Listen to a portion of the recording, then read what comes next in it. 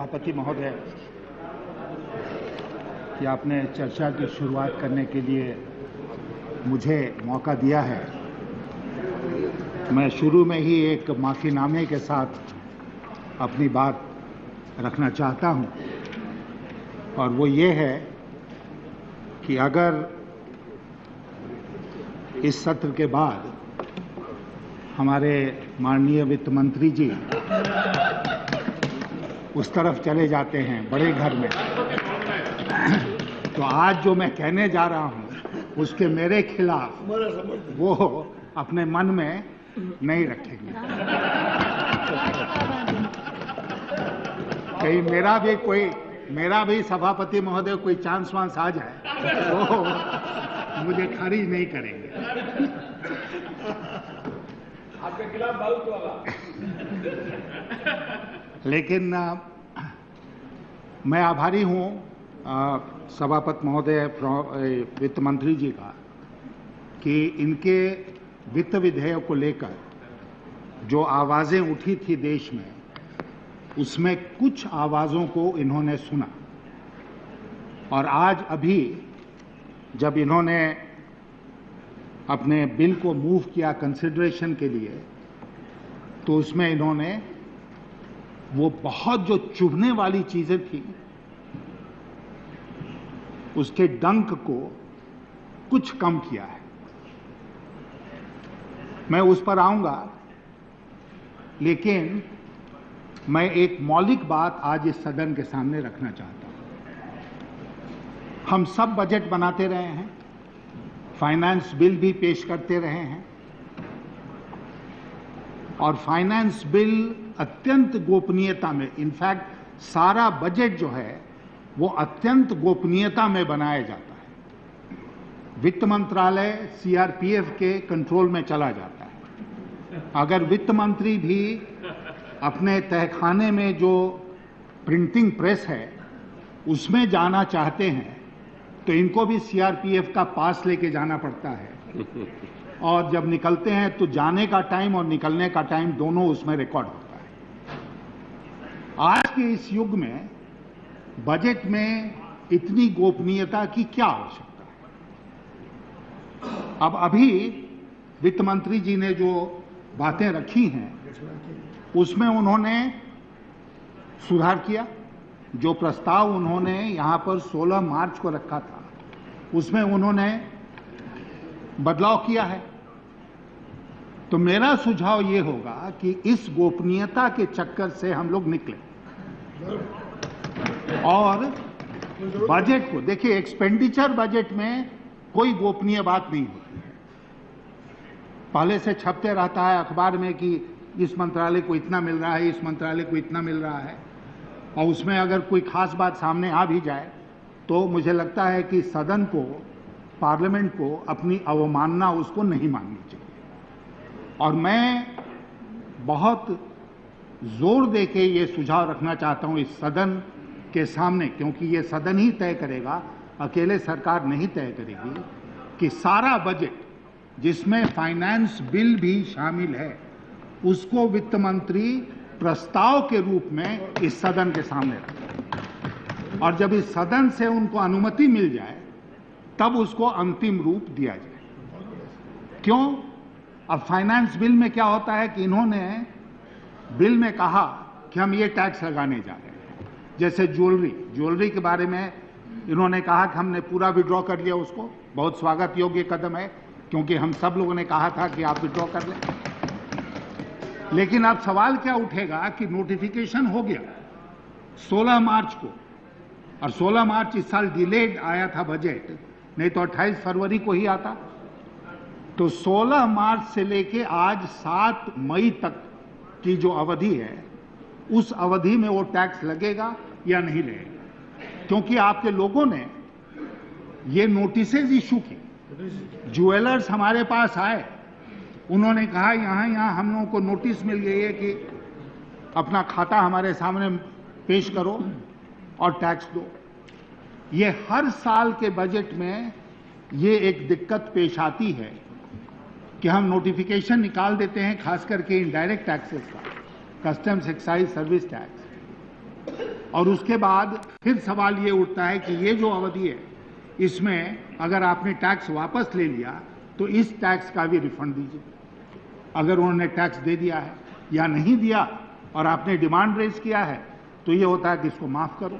इन सब कॉम्प्लिकेशन से, जटिलताओं से हमको मुक्ति मिल जाएगी यदि हम ये तय करें कि अगर कल 8 मई को हम ये बिल पारित करेंगे उन संशोधनों के साथ जो वित्त मंत्री जी लाएंगे हमारे सामने, तो उसके बाद से ये सब कुछ लागू होगा और उसी दिन से लागू नहीं हो जाएगा जिस दिन से हम बजट पेश करें। बहुत बढ़िया। मैं बहुत ये गंभीरता से सुझाव इस सदन के सामने रख रहा हूं ताकि हम इन चीजों से मुक्ति पाएं। और मैं वित्त मंत्री जी से आग्रह करूंगा, सरकार से आग्रह करूंगा कि वो इस पर गंभीरता से विचार करें और यदि अगले साल का बजट यही सरकार पेश करती है तो कम से कम ये मंत्री पेश नहीं करेंगे। नहीं, ये मंत्री तो नहीं पेश करेंगे, तो कम से कम ये इस सुधार के साथ अगला बजट पेश होगा। सभापति महोदय, 31 मार्च 2011 को जो क्वार्टर तिमाही समाप्त हुआ, उसके आंकड़े जो लेटेस्ट हमारे पास हैं जीडीपी ग्रोथ के, तो उसमें ये 6.1% पर आकर रुक गया था। अब अगले तिमाही का क्या रहता है वो हम देखेंगे।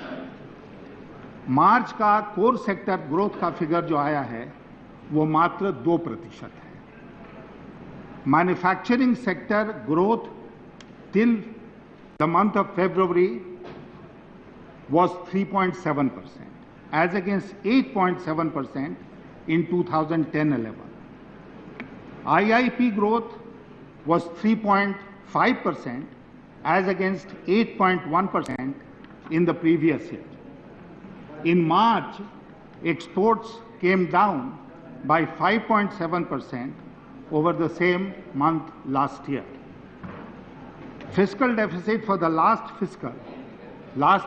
year, which was projected at 4.6%, has gone up, according to the finance minister, to 5.9% of the GDP. In the current year, he has projected the deficit at 5.1% of GDP, और in absolute numbers ये जो घाटा है ये 5,13,590 करोड़, 5,13,590 करोड़ का ये घाटा सरकार के बजट का है इस साल का। जो हमारा चालू खाता है विदेशों के साथ, जिसको करंट अकाउंट डेफिसिट कहते हैं, वह बढ़ते बढ़ते 4.3% लास्ट क्वार्टर में चला गया था। साल कहाँ खत्म होगा ये मैं नहीं जानता हूं, लेकिन इसमें जो सबसे चिंता का विषय है वो ये है कि ये जो चालू खाते का घाटा है, करंट अकाउंट डेफिसिट है, and I am sure there is a former finance minister sitting here and the current finance minister sitting here, both of them will understand this very well, and the whole house, that financing of this current account deficit is of the utmost concern कि हमारा जो चालू खाते का घाटा है उसकी भरपाई हम कैसे कर रहे हैं। और मुझे ये कहते हुए बहुत चिंता हो रही है कि जो आंकड़े मेरे पास हैं उसके अनुसार लगभग 70% of the current account deficit is being financed from short-term debt flows. Short-term debt flows, ये पिछले साल 30% था। करंट अकाउंट डेफिसिट का 30% हम शॉर्ट टर्म डेट फ्लोज से, जो हम अल्पकालीन ऋण लेते हैं विदेशों से, उसके द्वारा हम पूरा कर रहे थे। अभी ये बढ़कर 70% सभापति जी हो गया है। Foreign currency assets as a percentage of GDP have gone down by March 2012 to 14%. It was 16% the previous year, and in 2007-8 it was 26% of the GDP. तो हमारे जो रिजर्व्स थे फॉरेन करेंसी का जो रिजर्व्स है, they have decline by $12.8 billion in recent year. $13 billion हमारा reserve कम हो गया। रुपए का जो हाल है हम सब जानते हैं डॉलर की तुलना में। और कई ऐसे अर्थशास्त्री हैं आज इस देश में जो जोर देके इस बात को कह रहे हैं, लेख लिख रहे हैं कि आज जो हमारी आर्थिक हालत है वह लगभग वही है जो 1991 में थी। आपके जितने इंडिसेस हैं, जितने सूचक हैं अर्थव्यवस्था के स्वास्थ्य के, वो सारे इस बात की ओर इशारा कर रहे हैं कि हम एक भारी संकट से जूझ रहे हैं आज के दिन। क्योंकि वित्त मंत्री जी ने बजट और फाइनेंस बिल उसके साथ उसी परिप्रेक्ष्य में, उसी कॉन्टेक्स्ट में रखा है, इसलिए ये बात सरकार के ध्यान में लाना, सदन के ध्यान में लाना हमारा फर्ज बनता है। आज ठीक है कि हम उस जमाने में 1991, 90 बहुत सालों तक, खास करके वित्त मंत्री जी को याद होगा कि उस समय हमारा foreign exchange reserve $5 billion, $6 billion हुआ करता था, और जब वो घट गया तो देश को भारी आर्थिक संकट का सामना करना पड़ा था। अब ये ठीक है कि हमारा अगर विदेशी मुद्रा का भंडार जो है वो $13 बिलियन भी घट जाए तो हम फिर भी सुरक्षित हैं आज के दिन, क्योंकि हमारा भंडार $300 बिलियन के ऊपर था। लेकिन सारे अर्थशास्त्री इस बात को कहते हैं कि खास करके वह विदेशी ऋण जो अल्पकालीन होता है, short term external debt, is even more dangerous than short-term external capital which comes to your stock market. और ये बड़ी भारी चिंता का विषय है। And once there is a drawdown on your reserves, तो हम कहाँ जाके रुकेंगे ये कहना मुश्किल होगा अगर वहाँ दबाव बनना शुरू हो। और हाल के दिनों में हमने देखा है कि वो दबाव बनता है, क्योंकि हम सब लोग इस बात को जानते हैं कि होता क्या है कि जब विदेशी निवेशक अपनी पूंजी निकालता है, शॉर्ट टर्म डेट को वो रोल ओवर नहीं करता है, बाजार में उसका जो पैसा लगा हुआ है FIIs का, वो जब निकालता है तो वो उठकर कहाँ जाता है? वो जाता है एक्सचेंज मार्केट में, रुपए लेकर एक्सचेंज मार्केट में जाता है, डॉलर खरीदता है, और जब वो डॉलर खरीदता है तो डॉलर के ऊपर दबाव बनता है और रुपये की कीमत गिरती है, डॉलर की कीमत ऊपर जाती है। इसी के चलते आज हम देख रहे हैं कि रुपये के ऊपर दबाव बना है। 53 रुपया 34 पैसा, 50 पैसा, 70 पैसा, इस रेंज में लगभग 54 रुपये आज के दिन डॉलर का भाव हो गया है। और इसका अपना एक प्रभाव है अर्थव्यवस्था के ऊपर, इसको हम कम करके नहीं आगे। और ये सब कुछ हो रहा है सभापति महोदय इस बात के बावजूद कि RBI एक्सचेंज मार्केट में हस्तक्षेप कर रही है। और ये जो हमने आंकड़ा दिया कि $13 बिलियन रिजर्व हमारा कम हो गया है, इसका मतलब कि RBI ने डॉलर में बाजार में जाकर डॉलर खर्च किया कि रुपये की कीमत स्टेडी रहे। अब हम सबको बहुत अफसोस हुआ था कि हम 2009 में चुनाव हार गए, हमारी सरकार नहीं बनी। लेकिन कभी कभी मैं सोचता हूं कि अगर बन गई होती सरकार 2009 में और हम वहां बैठे होते जहां सरकार बैठी है आज, और वो यहां बैठे होते और यही हाल होता अर्थव्यवस्था का, तो आज हमारे ऊपर कितना भयानक आक्रमण होता कि हमारे समय में देखिए हमने 10% तक, 9.8% तक हम ग्रोथ रेट ले गए, और आपने ग्रोथ रेट को कितना कम कर दिया, 6% पर आ गया। कितना फिस्कल डेफिसिट बढ़ा दिया आपने, कितना ये कर दिया, कितना हेन तेन कर दिया, अर्थव्यवस्था को चौपट कर दिया। ये आरोप मेरे ऊपर लगता, और इसीलिए कभी कभी हमारा गम कम होता है कि हम 2009 का चुनाव हार गए, और these people have been left to stew in their own juice. जो गड़बड़ करके चिदम्बरम साहब गए, आज उसको प्रणब मुखर्जी भुगत रहे। प्रणब मुखर्जी की गलती नहीं है, वित्त मंत्री जी। क्यों? क्योंकि अगर मैं कहूं कि when was the original sin committed? The original sin was committed in the year 2008-9. मैं कई बार इस बात को इस सदन में कह चुका हूं कि उस समय के वित्त मंत्री महोदय ने अपने बजट के घाटे को अचानक साल के अंत में बल्कि 2 लाख करोड़ रुपए से बढ़ा दिया। अगर मुझे फिगर याद है सही, 1,30,000 करोड़ के आसपास उन्होंने कहा बजट में कि यह फिस्कल डेफिसिट होगा, और हमने समाप्त किया। जब वर्ष समाप्त हुआ तो वो फिस्कल डेफिसिट बढ़ के 3,40,000 करोड़ या कितने पर चला गया।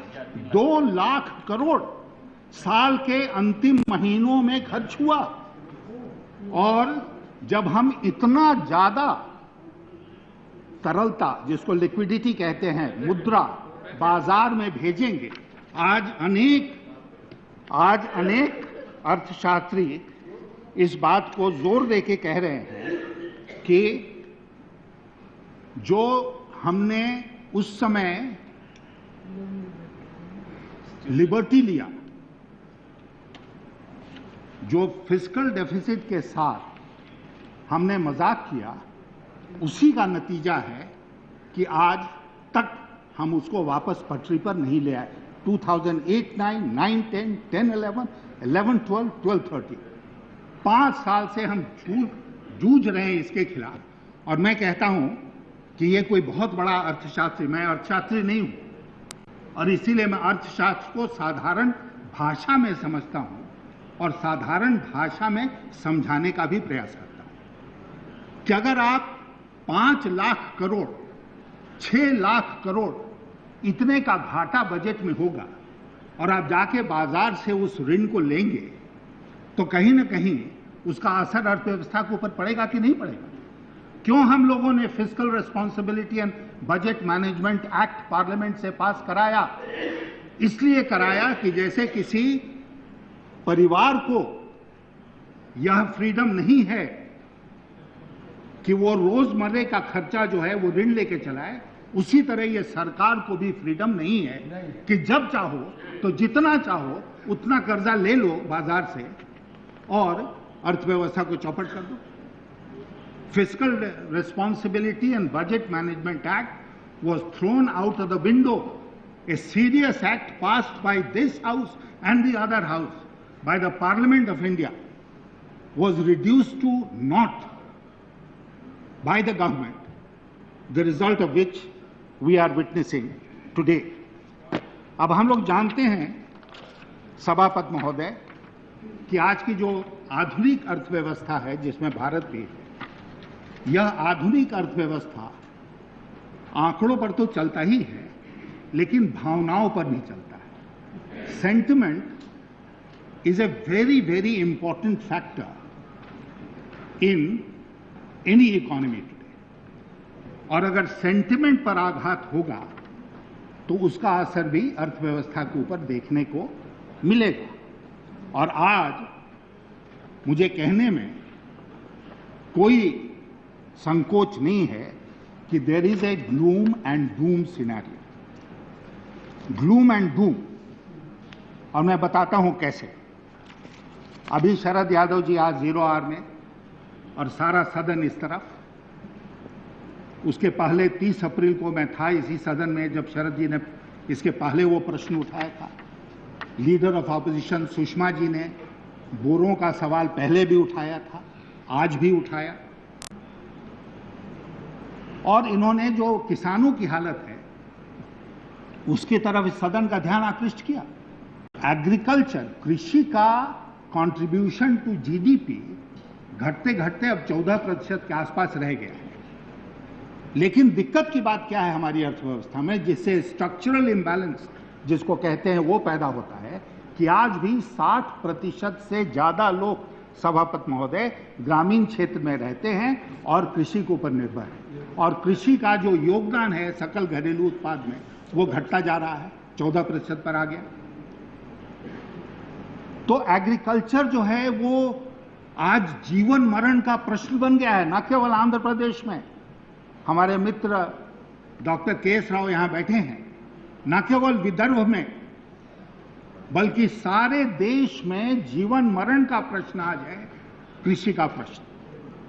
किसान जिंदा रहेगा या किसान मर जाएगा, ये इस बात पर निर्भर करता है कि हम उसकी कितनी मदद करते हैं। और यहां सवाल उठते हैं, मुझे आज खुशी है कि बहुत जब हल्ला गुल्ला हुआ इस सदन में, तब वित्त मंत्री जी ने, नेता सदन ने उठकर एक रिस्पॉन्स दिया। लेकिन उस दिन शरद यादव बोलते रहे, हम सब चिल्लाते रहे, कहते रहे सरकार की तरफ से कोई न कोई रिस्पॉन्स आना चाहिए, सरकार ने रिस्पॉन्स नहीं दिया। तो यहां पर एक तरफ हमारा जो ग्रेन का प्रोडक्शन है, फूड ग्रेन का प्रोडक्शन, वो अभी अभी मैं आंकड़े देख रहा था कि 250 मिलियन टन से ऊपर चला गया, बहुत उत्पादन हो रहा है फूड ग्रेन्स का। और दूसरी तरफ क्या है, दूसरी तरफ मार्च का फिगर है कि फूड इन्फ्लेशन इज एट 9.94%, यानी कि लगभग 10% पर आज भी जो महंगाई है खाद्य पदार्थों की वो वहां पर है, चरम पर है। और ये आज नहीं पैदा हुई दिक्कत, ये 3 वर्षों से चली आ रही और हम लोग असहाय हैं। आज शरद यादव जी बता रहे थे कि वो जब फूड मिनिस्टर थे तो उन्होंने कौन कौन से कदम उठाए। मैंने इसी सदन में बयान किया था वित्त मंत्री जी के सामने। मैंने उदाहरण दिया था 2002-2003 के वर्ष का, जबकि इस देश में इतना बड़ा सूखा पड़ा था जो कि उस समय तक के रिकॉर्डेड हिस्ट्री में सबसे भयंकर सूखा था। और जिन 7 राज्यों का जिक्र कर रहे थे शरद जी, उन 7 राज्यों में स्टार्टिंग विथ उड़ीसा, छत्तीसगढ़, मध्य प्रदेश, राजस्थान, गुजरात, आंध्र प्रदेश, भयंकर सूखा पड़ा हुआ था और 4 करोड़ टन अनाज कम पैदा हुआ। लेकिन आप आंकड़े उठा के देखिए, चिदम्बरम साहब ने ही वो इकोनॉमिक सर्वे पेश किया था 2004 में, जिसमें इन्होंने कहा है कि सन 2002-2003 में जो मुद्रास्फीति का, इन्फ्लेशन का दर था वो था 3.4%। इतना भयंकर सूखे के बाद भी नियंत्रण रहा, कठोर नियंत्रण रहा मुद्रास्फीति के ऊपर, महंगाई के ऊपर। आज हम लोग क्यों नहीं कर सकते? आज आपके पास, मैंने पिछली बार जब इस प्रश्न को उठाया था तो 66 मिलियन टन अनाज हमारे गोदाम में। आज यहां पर बात आई ना कि गोदाम में पहले तो जो चावल है, जो चावल या गेहूं है, उसको रखने के लिए बोरे नहीं है। अगर बोरे मिल भी जाए तो गोदाम नहीं है, वो खुले में पड़ा है। मैं कहीं पढ़ रहा था कि 70,000 टन अनाज बर्बाद हो गया इसी देश में भी हाल के दिनों में, क्योंकि ओपन में पड़ा है। रखने को, अनाज रखने को गोदाम नहीं है और पेट खाली है लोगों का, भूखे मर रहे हैं लोग। ये जो विडंबना है, ये जो कॉन्ट्रडिक्शन है, ये क्यों पैदा हो रहा है? क्यों बैठे हैं आप अपने अनाज के भंडार के ऊपर? For God sake release that food grain. अगर वो अनाज जाता है मार्केट में, अगर वो थोड़ा बहुत हेरा फेरी भी होता है, तब भी उसका असर मार्केट के ऊपर पड़ेगा और कीमतें कम होंगी। हम लोगों ने यही काम किया था। हमारे पास जब 4 करोड़ टन अनाज कम पैदा हुआ ना सभापति महोदय, तो हमारे गोदाम में भी 6.5 करोड़ टन अनाज था और हमने उसको दोनों हाथ से उन राज्यों को दिया फूड फॉर वर्क के लिए मुफ्त में, कि चलाओ फूड फॉर वर्क का काम। अंत्योदय कार्यक्रम चला हमने मिलर्स को दिया, हमने सबको दिया, जो आया मांगने उसको हमने कहा ले जाओ, हमारे पास रखने की जगह नहीं है, ले जाओ। उस सबका असर पड़ा, क्योंकि वो तो बाहर नहीं गया, वो तो देश के भीतर ही रहा। क्यों नहीं करते हम? ये विडंबना के साथ हम क्यों जिंदा हैं कि अनाज के रखने की जगह नहीं और पेट खाली। दूसरा मैं आपसे कहना चाहता हूं, गरीबी का आंकड़ा, इसी सदन में बहस हुई ना गरीबी के आंकड़े को लेकर, सारे लोगों ने प्रोटेस्ट किया, ये 22 रुपया 23 रुपया और 32 रुपए का क्या खेल है। You are mocking at the poor of this country. हम सब लोग जो इस सदन में हैं रोजमर्रे के आधार पर अपने अपने क्षेत्र में देखते हैं कि कितनी गरीबी से इस देश की जनता जूझ रही है, और उसके बाद हम कहेंगे नहीं तुम इंतजार करो, हम तुमको बीपीएल की सूची में नहीं रखवा सकते हैं। मैंने कहा था इसी सदन में कि तेंदुलकर साहब से पूछ के आएंगे, प्रोफेसर तेंदुलकर, प्रोफेसर सम, प्रोफेसर देश, प्रोफेसर दैट, प्रोफेसर बताएंगे कि गरीबी रेखा क्या है इस देश में, अब गरीब कौन है। आप मेंबर्स ऑफ पार्लियामेंट से पूछिए कौन गरीब है, हम बताएंगे आपको कि कौन गरीब है। Ground reality. लेकिन हम उनका मजाक उड़ा रहे हैं, माखौल उड़ा रहे हैं। और अंत में कॉर्पोरेट इंडिया, नहीं अंत में मतलब इस पॉइंट पे कि corporate India has lost its confidence. Biggest fall in confidence index जो डन एंड ब्रैडस्ट्रीट ने अभी रिकॉर्ड किया, वो आया जब वित्त मंत्री जी ने बजट पेश किया, क्योंकि वो निराश हुए इस बजट से। तो कॉर्पोरेट इंडिया, मैंने कहा था, इसी वित्त मंत्री जी को याद होगा,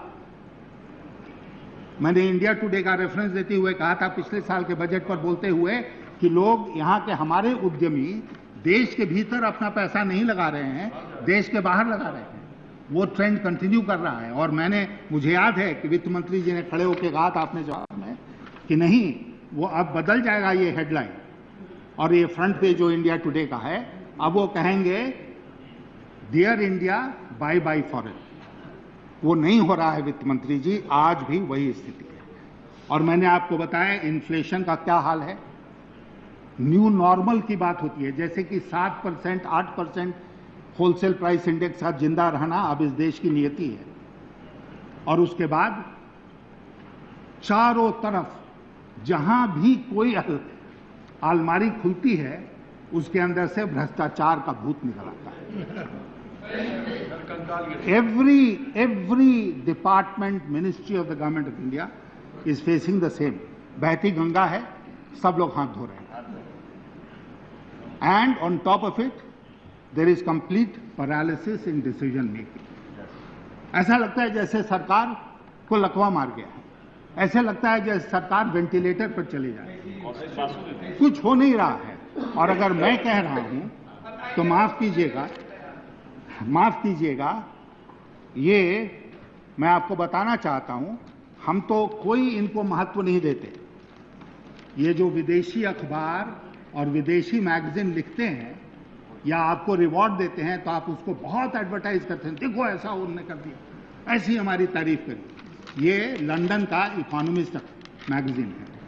लंदन के इकोनॉमिस्ट मैगजीन में ये इशू है अप्रैल 14, 2012 हाल का। अभी जरदारी साहब आए थे ना, पाकिस्तान के राष्ट्रपति, तो प्रधानमंत्री जी ने उनके लिए भोजन दिया, दिन का भोजन, और भोजन का वित्त मंत्री जी ने उसका स्वाद चखा। शायद हमारे दोनों नेता जो सामने बैठे हैं, वित्त मंत्री नहीं थे उसमें, लेकिन हमारे दोनों नेता थे उसमें। मेनू का इनको ज़्यादा ज्ञान होगा, हमने तो अखबारों में पढ़ा कि मेनू क्या था।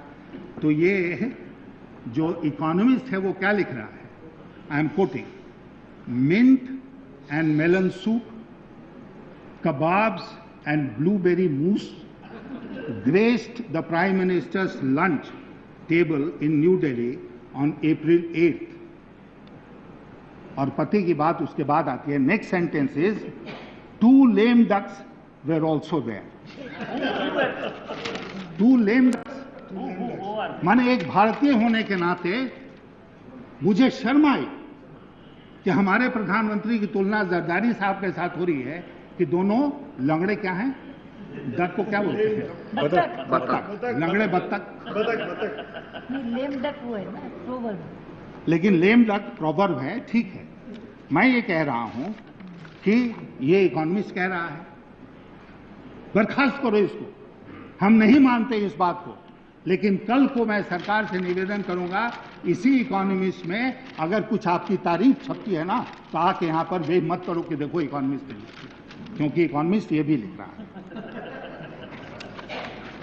अब आप देखिए कि स्टैंडर्ड एंड पुअर ने कर दिया, रेटिंग कर दिया। बहुत बदमाश लोग, नेगेटिव आउटलुक। नेगेटिव है। हाँ बहुत बदमाश लोग हैं, उसकी भी आप ही मत मानिए, लेकिन उसके जो फैक्ट्स हैं उसको स्वीकार करना पड़ेगा।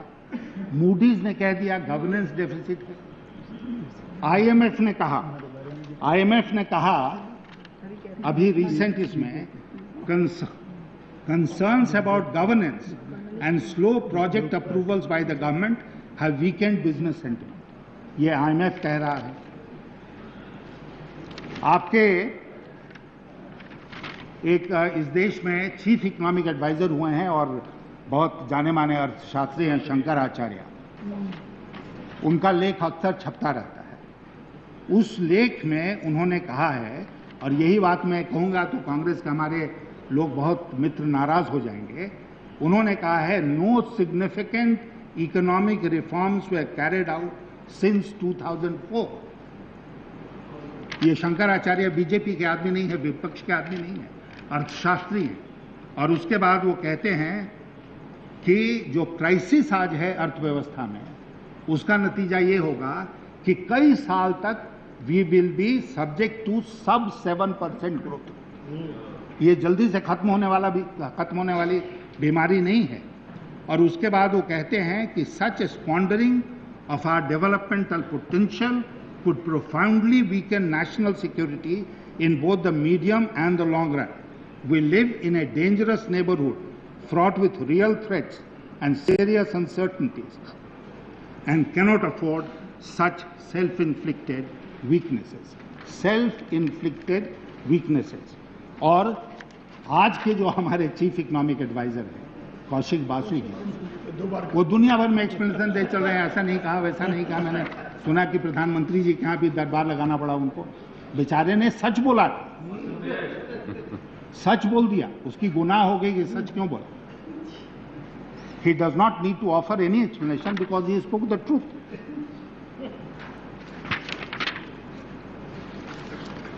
अब बजट पर चर्चा हो चुकी है, लेकिन मैं इतना कहूंगा कि जब एक सरकार फेल करती है ना, असफल होती है, तो it fails on all fronts. It is not कि इस फ्रंट पर फेल करी, इस फ्रंट पर सक्सीड करी, across the board it fails. और अभी क्या नतीजा सामने आया है? Government statistics have become notoriously unreliable. वित्त मंत्री जी ने स्वयं कहा है कि जांच करो।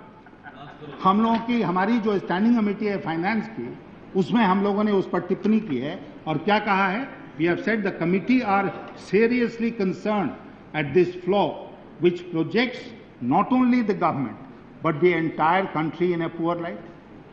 आप कहते हैं जनवरी में मेरा इंडस्ट्रियल ग्रोथ रेट 6.8%, फरवरी में उसको आप रिवाइज करके 1.1% पर लाते।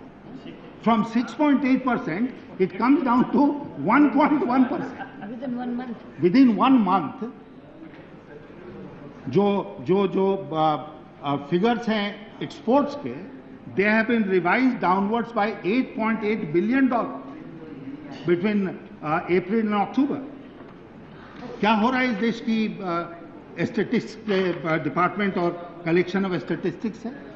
अगर हमारे आंकड़ों पर ही लोगों का विश्वास नहीं रहेगा तो हम फिर कहां खड़े रहेंगे?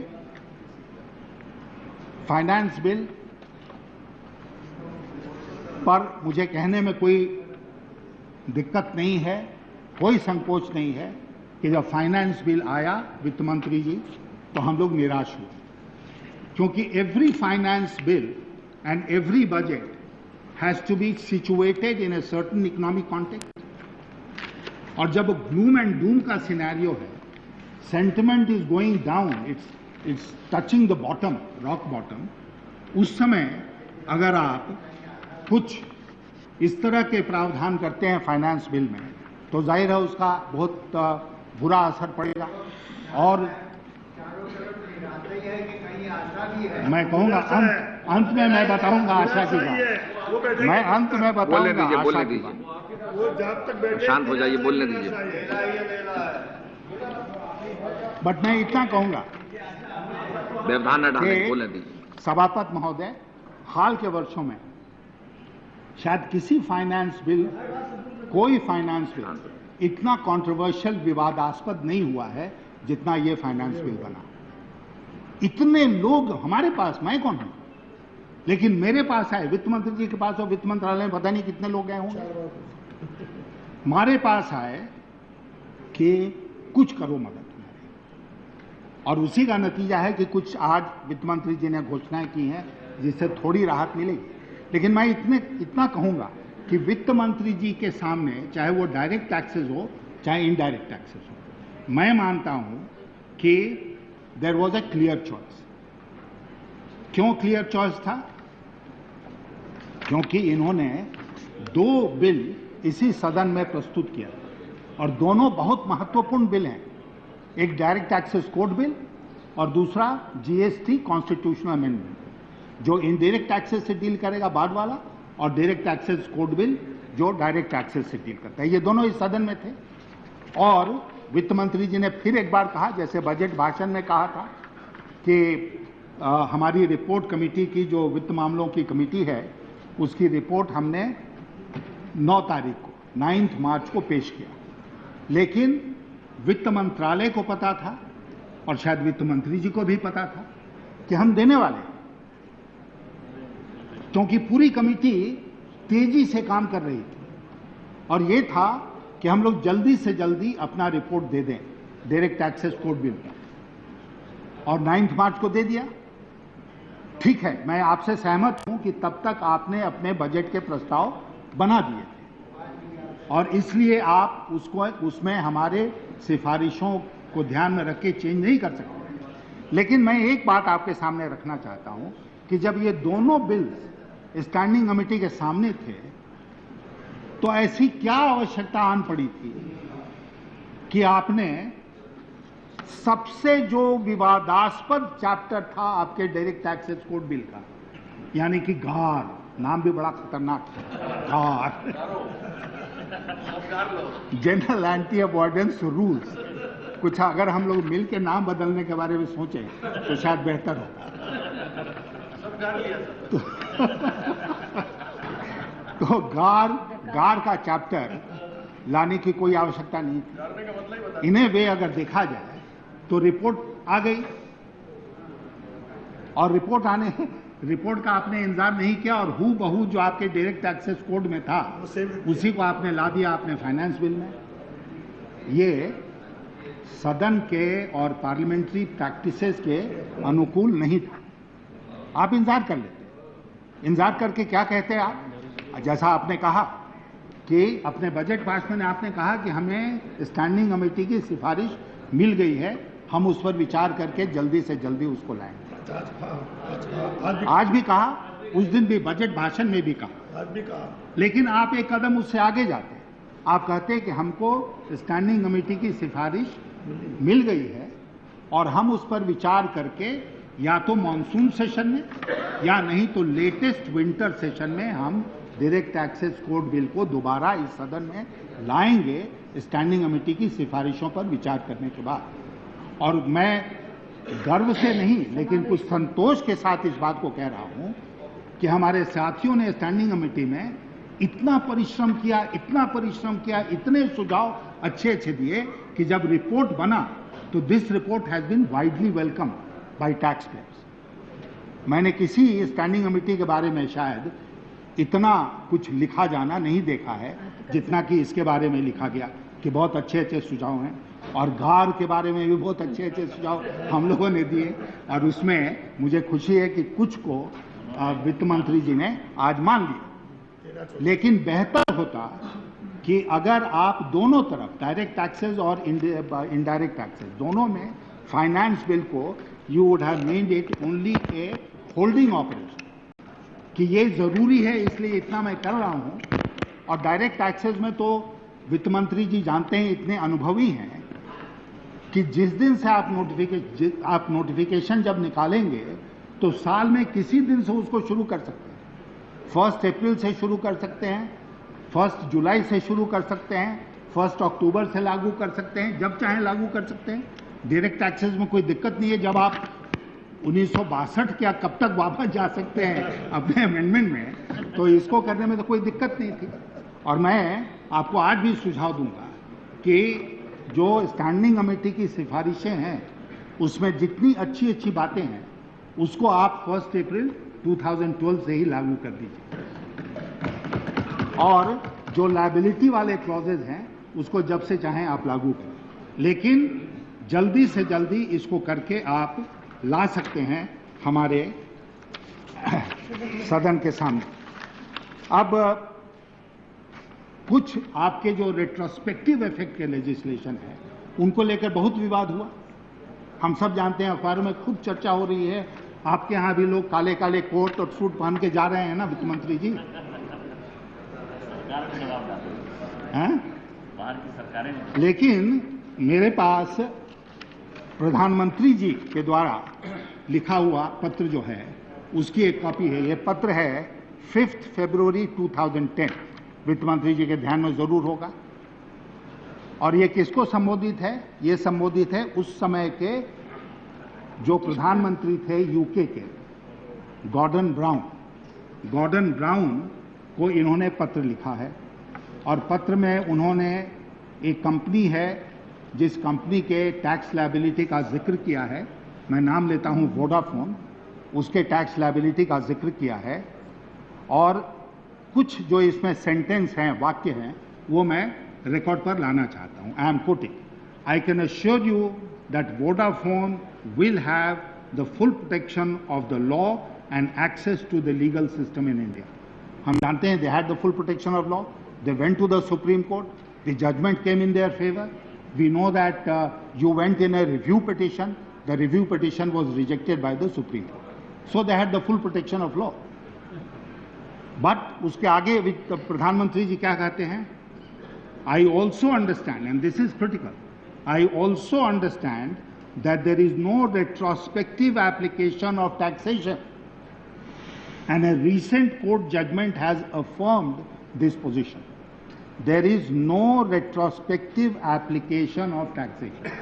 This is what the Prime Minister of India, sir, is saying in his letter to the Prime Minister of UK. 5 साल तक हमारे प्रधानमंत्री जी वित्त मंत्री रहे हैं। हमसे जब जब पत्रकारों ने पूछा कि रेट्रोस्पेक्टिव लेजिस्लेशन के बारे में आपका क्या ख्याल है, तो मैंने बिना किसी संकोच के जोर देकर कहा कि इस पार्लियामेंट को यह अधिकार है कि वो रेट्रोस्पेक्टिव लेजिस्लेशन पास करे। यह है अधिकार, और हम सब करते रहे हैं, उसमें किसी को कहीं शंका नहीं है, होनी भी नहीं चाहिए। I don't know how the Prime Minister has said there is no retrospective application of taxation. How did he make this statement? Was this draft prepared in the Finance Ministry? If the draft had been prepared in the Finance Ministry, I am quite sure they would not have made a crucial mistake of this kind. 2010 के फरवरी का ये चिट्ठी है, आपने उनको mislead किया। मैं फिर कह रहा हूं जोर देकर, this parliament is competent to pass legislation which will have retrospective effect, and no court and nobody can take away this authority of the Indian Parliament. But in the application of retrospectivity, we have to exercise great sense of responsibility. That is our lookout, and I am not commenting on individual case. Vodafone में आप जो चाहे करें। मैंने देखा आज अखबार में कि कोई सेटलमेंट होगा जिसमें उनका पेनल्टी आप वेव कर देंगे, ये तरह तरह की खबरें छप रही हैं। You deal with that case in the most judicious and equitable manner, but The point I am making is whether it is transfer pricing, whether it is capital gains, whether it is anything else, the Parliament has a right to legislate. And as I said, that right cannot be taken away by anyone. आपने डार के बारे में ये कहा कि independent, committee ने recommend किया है कि इंडिपेंडेंट होना चाहिए। आपका जो पीयर ग्रुप था ना वित्त मंत्री जी, पीयर ग्रुप में आपने कहा कि there will be 3 income tax commissioner, जो कि अपने कॉलीग इनकम टैक्स कमिश्नर के नोटिस के ऊपर, असेसमेंट के सवाल के ऊपर वो बैठेंगे जजमेंट। हम लोगों ने कमिटी में सुझाव दिया कि ये पीयर ग्रुप रिव्यू जो है इसमें आप चेंज कीजिए इस कमिटी में, और 3 इनकम टैक्स कमिश्नर की जगह पर आप उसमें एक चीफ कमिश्नर को रखिए और 2 इंडिपेंडेंट उसमें मेंबर्स को रखिए, 2 independent members. And I notice what you said while moving the finance bill कि लॉ मिनिस्ट्री का एक जॉइंट सेक्रेटरी होगा। नहीं, लॉ मिनिस्ट्री का जॉइंट सेक्रेटरी मत रखिए because he belongs to the government. I would suggest that you keep 1 chief commissioner and 2 independent, absolutely independent members of this peer group review panel who will not be from the government. Department का तो नहीं होना चाहिए, government का भी नहीं होना चाहिए। तब जो एसएससी है उसको भरोसा होगा कि नाम भी बदलना पड़ेगा, पीयर ग्रुप नहीं होगा। हाँ, पीयर ग्रुप नहीं होगा, कोई उसका नाम बदल के और हम करें।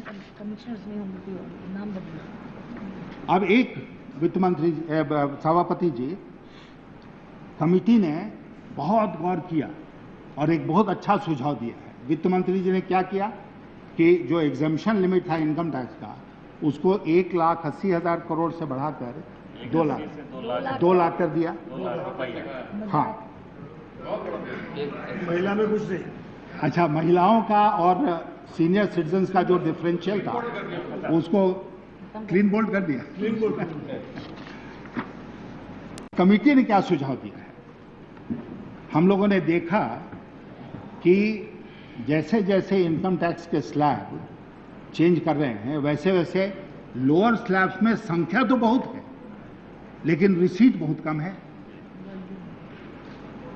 उसके बाद वाले स्लैब में संख्या बहुत घट जाती है लेकिन जो रिसीट है वो बढ़ जाता है, और अंतिम स्लैब जो 30% वाला है उसमें संख्या और भी कम हो गई लेकिन सबसे ज्यादा कंट्रीब्यूशन आपको इनकम टैक्स का आता है उसी स्लैब से। तो इन सब बातों को ध्यान में रखते हुए कमिटी ने ये सजेस्ट किया कि आप, हम लोगों ने डिमांड था कि 5 लाख तक ले जाओ, लेकिन हम लोगों ने कहा कि नहीं, चलो कॉम्प्रोमाइज करते हैं, 3 लाख तक हम लोगों ने कहा है कि आप एग्जम्पशन लिमिट बढ़ा दीजिए। 1-2 लाख आपने किया है, बहुत खुशी होगी अगर आप इस चर्चा का जवाब देते, अब तो जा ही रहे हैं। ये कल्याण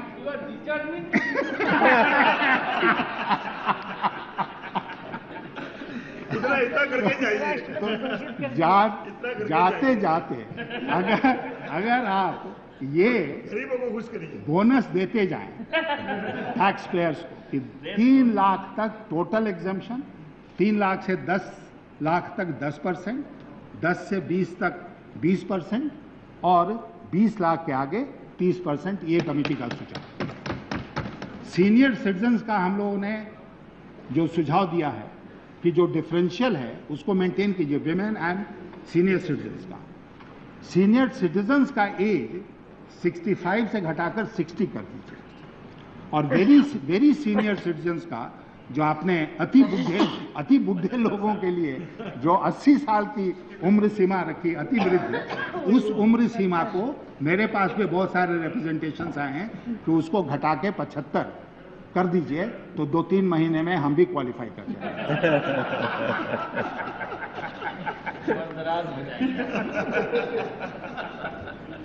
फिर एक बहुत बड़ा सवाल है हेल्थ इंश्योरेंस का, specially for senior citizens. You will agree all of us are in need of health care.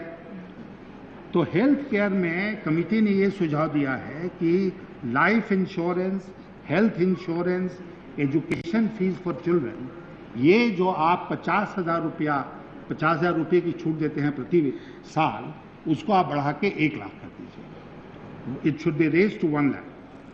और हायर एजुकेशन के लिए, कंसिडरिंग कि higher education has become so expensive, आप इसके लिए अलग से 50,000 रुपये का डिडक्शन दीजिए। और हम लोगों ने कहा है कि सीनियर सिटीजन, डिपेंडेंट पेरेंट्स वगैरह को ध्यान में रखते हुए, dependent parents, dependent grand parents, इसको 20,000 रुपया प्रति वर्ष अलग से आप इसके लिए प्रावधान कीजिए, हेल्थ इंश्योरेंस के लिए।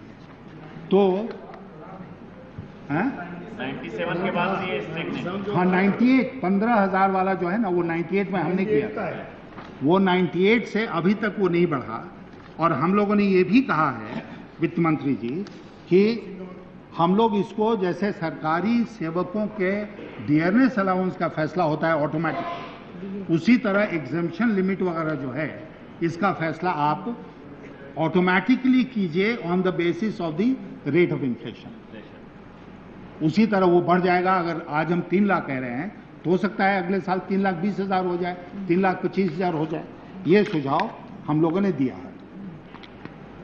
और मैंने आपसे पहले ही कहा है कि कंसेशंस को आप रेट्रोस्पेक्टिव कर दीजिए, लायबिलिटीज को प्रोस्पेक्टिव कीजिए। और लायबिलिटीज में आपने जो पहले से कंसेशंस दिए हुए हैं, liabilities, some concessions have been given to states, to individuals, to industries. Please protect them. Grandfather those provisions so that they are protected for the period for which they were valid. अगर हमने कहा कि इस क्षेत्र में हम 10 साल के लिए दे रहे हैं कोई छूट, हिमाचल उत्तराखंड का पैकेज वापस, और 5 साल के भीतर हमने उसको वापस ले लिया, तो it will raise questions about the credibility of India. Bharat देश के बारे में विश्वसनीयता के ऊपर इसका सवाल है कि भाई आपने कहा था और आपने नहीं कहा।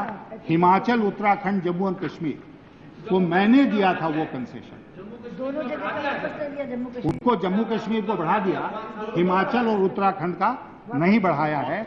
अभी कम मैं कर दिया, कम कर दिया। हाँ, मैंने अभी कहीं बोलने दीजिए। मैंने अभी एक अखबार में एक लेख देखा, टेल ऑफ 2 सिटीज करके है वो, कि कैसे उत्तराखंड का एक शहर है, वो इतनी तेजी से उसने औद्योगिक क्षेत्र में, आप जानते हैं, आप उत्तराखंड से आते हैं, तरक्की उसने की है। पंतनगर और कैसे बढ़िया सब कुछ डेवलपमेंट हुआ है वहां पर। कहीं कहीं उतना बढ़िया डेवलपमेंट सुचारू रूप से नहीं हुआ है। तो इसलिए हमको क्या करना चाहिए? We should grandfather these provisions and protect the interest of those sectors and those states जहां पर कि हम लोगों ने ये कहा था कि 10 साल का दिया था, कब कर दिया? हाँ, उसको आप बचाइए। फिर हम लोगों ने एक बहुत बढ़िया सुझाव दिया है अपनी कमेटी के रिपोर्ट में कि आगे से आप इनका तो आप बचाने का काम कीजिए ही, आगे से आप डिस्ट्रिक्ट को यूनिट मान के और बैकवर्ड, इंडस्ट्रियली बैकवर्ड डिस्ट्रिक्ट जो हैं उसमें आप छूट दीजिए। अब ये हो सकता है कि कोई राज्य जो है वो इंडस्ट्रियली बैकवर्ड नहीं माना जाता है, लेकिन उस राज्य में कुछ जिले हैं जो इंडस्ट्रियली बैकवर्ड हैं। तो उन जिलों में अगर कोई आप छूट देते हैं इनकम टैक्स की, तो वहां पर औद्योगिक विकास होगा। और इसलिए ये सुझाव जो है कमेटी का, इसको भी मैं आपके लिए रेकमेंड करूंगा कि आप इसको स्वीकार कर लीजिए। हरिद्वार और विदिशा, हाँ, विदिशा को विषय भूलिएगा मत, नहीं तो हमारी नेता उसमें नाराज हो जाएंगे। नहीं, बाड़मेर भी रखेंगे, हरीश जी, ध्यान रखेंगे बाड़मेर और बीकानेर भी, जहाँ PRCF चल रहा है। बोलने दीजिए जरा। अब मैं इनडायरेक्ट टैक्सेस पर आता हूँ। इनडायरेक्ट टैक्सेस के बारे में मैंने शुरू में कहा कि GST का जो कॉन्स्टिट्यूशनल अमेंडमेंट है वो हम लोगों के पास है कमेटी के सामने, और हम लोगों का भी इंटेंशन यही है कि जल्दी जल्दी विचार करके उसको हम सरकार को लौटा दें। लेकिन GST में एक बहुत इंपॉर्टेंट बात थी, वो थी सेंट्रल सेल्स टैक्स की। और वित्त मंत्री जी को याद होगा, याद क्या होगा, मतलब ये उनकी समझ में है ही है कि सेंट्रल सेल्स टैक्स को एबॉलिश किए बगैर आप बढ़िया से सुचारू रूप से जीएसटी लागू नहीं कर सकते। इसलिए ये हुआ कि सेंट्रल सेल्स टैक्स को एबॉलिश कर देंगे। भारत सरकार ने 2% से उसको घटाया, 4 से उसको 2% पर लाया। फिर आपने वादा किया राज्यों को कि इसका जो घाटा होगा उसकी हम भरपाई करेंगे। और जब आपका जो हम लोग डिमांड्स फॉर ग्रांट्स एग्जामिन कर रहे थे फाइनेंस कमेटी में, तो हम लोगों ने देखा कि आपके डिपार्टमेंट ऑफ रेवेन्यू ने 7,827 crore rupees under the head compensations for CST, 7,827 crore rupees आपने मार्च के एंड तक बचा के रखा, लेकिन दिया नहीं, सरेंडर कर दिया। At the end of March this money was surrender, but you have not given it to the states, and we have been receiving complaints from the state governments, including the empowered committee of state finance ministers, कि ये बड़ी नाइंसाफी हुई है। जब मैं budget पर बोल रहा था तो मैंने आपसे कहा था उस समय भी कि ये नाइंसाफी मत कीजिए स्टेट्स के साथ। उस पैसे को सरेंडर करने के बजाय अगर आप स्टेट्स को दे देंगे, थोड़ा उनका भी कल्याण हो जाएगा, बट सबसे बड़ा कल्याण जो होगा वो ये होगा कि you would have created a positive atmosphere for GST। अब आपके ऊपर से अगर विश्वास उठ जाए, भारत सरकार के ऊपर से राज्यों का विश्वास उठ जाए और वो कहें कि आपने तो वादा किया लेकिन आपने वादा खिलाफी कर दी, तो वो जब आएंगे हमारे सामने तो वो कहेंगे नहीं, हम नहीं है इसके पक्ष में। इसलिए मैं फिर से आपसे पुरजोर इस बात की सिफारिश करता हूं कि कृपया आप ये जो पैसा है राज्यों का, ये राज्यों को दे दें और इसको आप सिर्फ अपना फिस्कल डेफिसिट के पॉइंट ऑफ व्यू इसकी चिंता मत करें, क्योंकि इसकी बहुत आवश्यकता है आगे के लिए। अब मैं जब वित्त मंत्री था सभापति महोदय, तो मैंने कुछ ही दिन में ये रियलाइज किया कि सदन में खड़े होके मैं एक लॉन्ड्री लिस्ट पढ़ूं कि इस पर हमने बढ़ा दिया, इस पर हमने घटा दिया, इस पर ऐसे कर दिया। उसको करने के बजाय the budget speech should deal with general principles of taxation. अब जनरल प्रिंसिपल्स ऑफ टैक्सेशन में इनडायरेक्ट टैक्सेस में जीएसटी है ही है, so you don't have to say now today what the general principles of taxation are. We know that you have yourself brought these two path-breaking legislations, and I am deliberately calling them path-breaking because I feel that they will have a tremendous impact and a beneficial impact on the taxation system of India, both on the direct as well as on the indirect taxes side. लेकिन वहाँ पर भी आपने बहुत लंबा list एक दिया कि इसमें घटा दिया, इसमें बढ़ा दिया, चाहे वो कस्टम्स हो चाहे इनडायरेक्ट टैक्सेस हो। अब ठीक है, हम सबको खुशी है कि आपने ज्वेलरी के ऊपर से, गोल्ड ज्वेलरी के ऊपर से आपने उठा दिया, लेकिन जब मैंने देखा था उस बिल को, फाइनेंस बिल को और आपके बजट स्पीच को, तो मुझे आश्चर्य हुआ कि गोल्ड ज्वेलरी के ऊपर तो आपने एक्साइज ड्यूटी लगा दी और ब्रांडेड सिल्वर ज्वेलरी के ऊपर से उठा लिया, अनब्रांडेड पे लगा दी, अनब्रांडेड गोल्ड ज्वेलरी पर लगा दी और ब्रांडेड सिल्वर ज्वेलरी पर उठा दिया। हमको नहीं तर्क समझ में आया। अब दोनों पर से उठ गया, तो अब एक छोटी सी बात मैं आपके ध्यान में लाना चाहता हूं कि एक एसोसिएशन ऑफ पब्लिशर्स है, एंड दे हैव सेड कि you have introduced A tax, service tax and excise on customs on import of certain information technology items. उनका ये कहना है कि ये विथहोल्डिंग टैक्स आपने जो लगाया है on import of software and information products and services through e media, they say that इसमें there is a educational content also. In fact, India has emerged as a major hub for this only on account of the fact that we are good at IT and we have this was not taxed. अब आपने जो लगा दिया है तो मैं आपसे ये निवेदन करता हूँ कि लगाइए, लेकिन जो एजुकेशनल कंटेंट है इसमें उसको आप एक्सक्लूड कर दीजिए उसमें से। And it's not difficult, I am told, to find out that what is the educational content in this electronic software. तो तो ये हो गया। कस्टम्स एक्ट में आपने जो धारा 121 थी उसको आपने हटा दिया, तो ये बहुत खुशी की बात है, क्योंकि मैंने देखा वो फाइनेंस बिल कि how can you ever think of, I don't know how it was drafted, but वो फाइनेंस बिल जो है उसमें आपने ये कहा सेक्शन 121 कि उसको बेल मिलेगा if the magistrate is convinced कि हाँ, public prosecutor is convinced that he is innocent. अब उसका फैसला अगर उसी समय हो जाएगा तो फिर क्या आवश्यकता है? आपने ये कहा कि where the public prosecutor opposes the application the magistrate is satisfied that there are reasonable grounds for believing that he is not guilty of such an offence. यानी कि फैसला उसी दिन हो गया बेल के टाइम पर। ये अपने आप में अच्छी बात नहीं थी, मुझे खुशी है कि आपने इसको हटा दिया। लेकिन एक और विषय जिसके चलते ये फाइनेंस बिल कंट्रोवर्शियल बना वो ये था कि through this financial bill you have indulged in a massive tax mobilisation effort. Indirect taxes में आपने कहा 45,000 करोड़ प्लस आप रेज करने जा रहे हैं, 4,000 करोड़ प्लस आप कंसेशन दे रहे हैं। Overall is 41,000, in excess of 41,000 crore. And if I am not right, my memory is not failing me, then this is one of the highest resource mobilization through taxation that one has seen in recent years. Highest.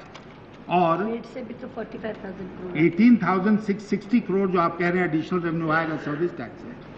हमारे कुछ मित्र हैं who feel that because you have shifted to the negative list from the positive list approach और सारे services आ गए इसके इसमें, तो इसमें आपका receipt will be much in excess of 18,000 crore. तो ये जो भार पड़ेगा देश की जनता के ऊपर, दाढ़ी बनाने वाला है, दाढ़ी बनाने वाला, तो ये जो भार पड़ेगा और इंडस्ट्री के ऊपर, रॉ मटेरियल्स के ऊपर, इन सब का, क्योंकि आपने बढ़ा दिया एक्साइज ड्यूटी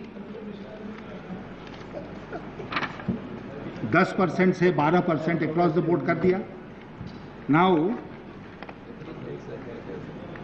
हम सब जानते हैं कि टैक्स में द कैपेसिटी टू पे इज वेरी लिमिटेड और उससे जितना हम वसूल करना चाहेंगे उतना ही वो रेजिस्ट करेगा उसको। इसीलिए वो बी का कंपैरिजन दिया जाता है कि जैसे फ्लावर से वो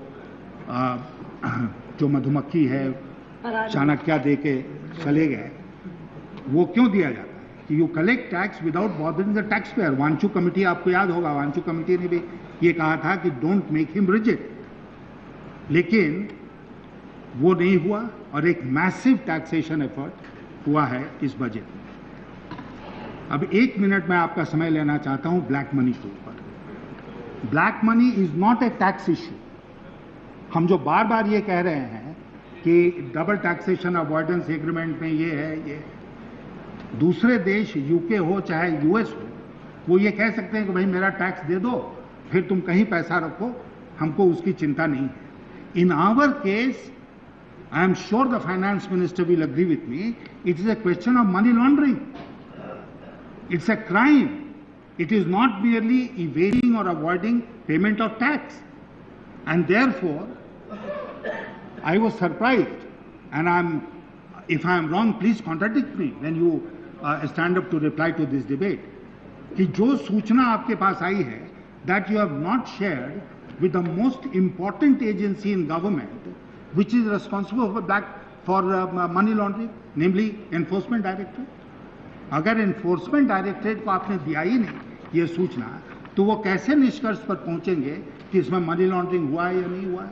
and my very strong recommendation will be, mister finance minister, that please share the information that you have received from abroad with the enforcement directorate so that they can investigate the cases from the point of view of money laundering. और दूसरा कि अगर आपने prosecution launch किया है income tax में भी, तो those names should become public. कितने केसेस में? Because after all it's almost 2 years that this list of over 700 people of HSBC has been with you. तो उसमें प्रोसिक्यूशन अगर हुआ है तो आप उस लिस्ट को जारी कीजिए, क्योंकि मामला कोर्ट में गया है. Who are these people? And what interest does anyone have in keeping these names confidential? We have no interest. In our party, we have all signed an undertaking that we have no foreign account, illegal foreign account, legal foreign account. Legal भी नहीं है, illegal की चोट. तो किसको protect करना चाहते हैं और क्यों प्रोटेक्ट करना चाहते हैं? And I'll be very happy if the finance minister will to tell us that they are going to share the information with ED and they are going to launch prosecutions and that these names will become public in a limited period of time. सभापति महोदय, मैंने अपनी बात की शुरुआत जब की थी तो मैंने कहा था कि this country is facing an economic crisis. अब ये दूसरी बात है कि जब हम महंगाई की चर्चा करते हैं तो भारत सरकार कहती है राज्य सरकार जिम्मेदार हैं. हम जब आर्थिक सुधारों की बात करते हैं तो वो कहते हैं विपक्ष जिम्मेदार है. जब कुछ और आगे बढ़ते हैं, दबाव बनता है, तो कहते हैं हमारे सहयोगी दल जिम्मेदार हैं. जहां कहीं कोई इनके ऊपर आरोप आता है, कोयला का सप्लाई नहीं हो रहा है, पूर्व मंत्री यहां बैठे हैं, एफएसए को लेकर कोल इंडिया में और पावर यूटिलिटीज में एक विवाद खड़ा हो गया है. आपको प्रेसिडेंशियल डायरेक्टिव इशू करना पड़ा कोल इंडिया को कि फ्यूल सप्लाई एग्रीमेंट करो. Just imagine, I mean it matters have come to this pass that the government of India had to issue a presidential directive to its own coal company कि तुम FSA करो, क्योंकि वो मानने को तैयार नहीं थे. और कोल की सप्लाई का इतना बड़ा एक झमेला इस देश में खड़ा हो गया है. मैं कोयला क्षेत्र से आता हूं और मैंने इन्हीं दोनों आंखों से देखा है कैसे धू धू करके कोयला जल रहा है कोल माइंस के बाहर, कैसे जबरदस्त कालाबाजारी हो रही है कोयले में, भयंकर भ्रष्टाचार हो रहा है, लेकिन कोयला सप्लाई करने को नहीं. 30% इलेक्ट्रिसिटी प्रोडक्शन कैपेसिटी आज ठप है because we are not supplying coal to our power plants. क्यों? इसमें कौन आपको यहां कोई अलाई है बैठा हो, कोई सहयोगी दल है जो आपको रोक रहा है? कोई विपक्षी दल है जो रोक रहा है कि नहीं कोयला सप्लाई मत करो? कोई विपक्षी दल है जो आपको कह रहा है कि 20 किलोमीटर सड़क मत बनाओ? अभी मैं देख रहा था आंकड़ा कि बहुत खुशी की बात है कि 4 किलोमीटर पर डे से बढ़कर हम 7 किलोमीटर प्रतिदिन आ गए हैं. 7 किलोमीटर 20 किलोमीटर्स का प्रॉमिस करके वो मंत्री जी कमलनाथ जी उस मंत्रालय को छोड़कर चले गए.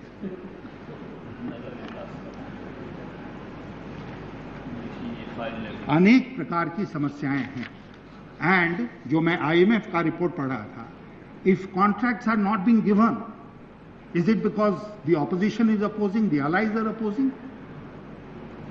क्यों सरकार जो है ये इतनी मजबूर हो गई है? Why is the government able to take decisions?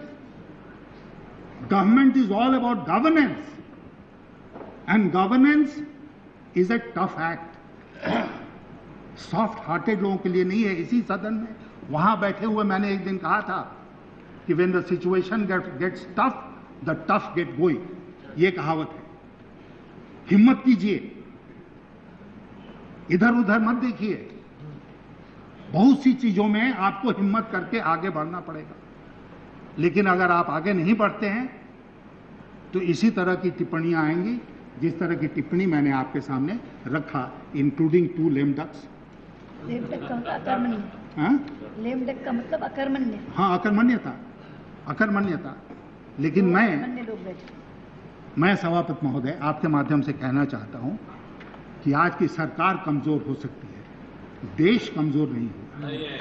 देश कमजोर नहीं हुआ है. आज ये लोग वेंटिलेटर पर हो सकते हैं, देश वेंटिलेटर पर नहीं है. और जितने लोग मेरी बात सुन रहे हैं उन सबको मैं कहना चाहता हूं आज के दिन, वो रेवती जी पूछ के चले गए, क्या मैं निराश हूं भविष्य के बारे में? Don't I believe in the future of India? I do strongly believe in the future of India.